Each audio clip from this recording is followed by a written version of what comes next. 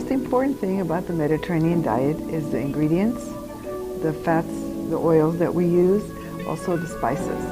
The ingredients are grains, fish. Of course, the oils that we use are mostly olive oil because it is plant-based and it's better for you in the sense of the better fat.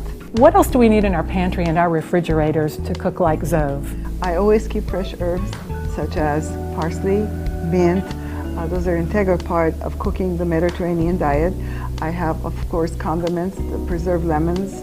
I have pepper paste, which enhances the flavor of the food. And of course, fresh lemons. What about proteins?